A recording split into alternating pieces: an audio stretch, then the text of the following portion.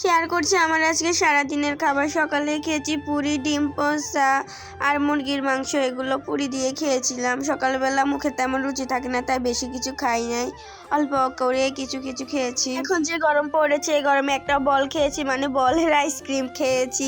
এটা অনেক মজা, এটা খেয়ে আমার প্রাণটা একটু পিড়ে ফেলো।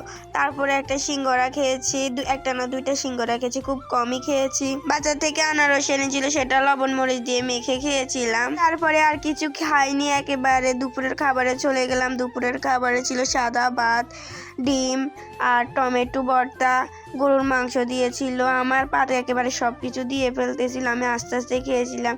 প্রথমে আমি আমার পছন্দের গরুর মাংসের টুকরো দিয়ে ভাত মেখে খেয়েছি। গরুর মাংস দিয়ে খাওয়া শেষ করে ডিমের টুকরো নিলাম, ডিমটাকে একেবারে ভাতের সাথে মেখে খেয়ে নিয়েছি।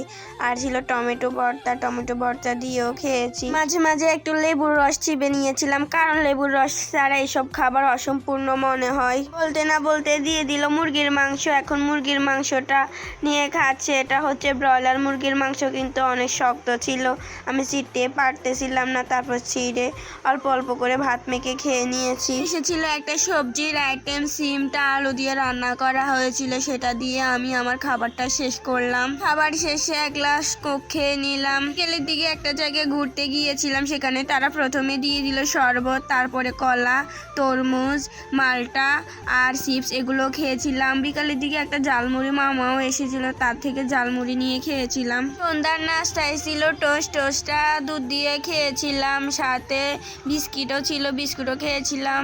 তারপরে চানাচুরটা খেয়েছিলাম, এটা হচ্ছে আমার কুটির হাত, আর আমিও আর আমার কুটি মিলে খেয়েছি।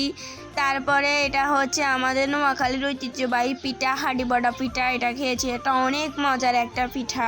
রাতে আর তেমন কিছু রান্না করা হয়নি। দুপুরে যেটা রান্না করেছে সেটাই, গরুর মাংস, মুরগির মাংস, শসা, সালাদ, এগুলো দিয়ে খেয়েছিলাম। আলহামদুলিল্লাহ, এগুলো ছিল আমার আজকের খাবার। সবাই মাশাআল্লাহ বলবেন, তা না হলে কিন্তু আমার পেট খারাপ হবে।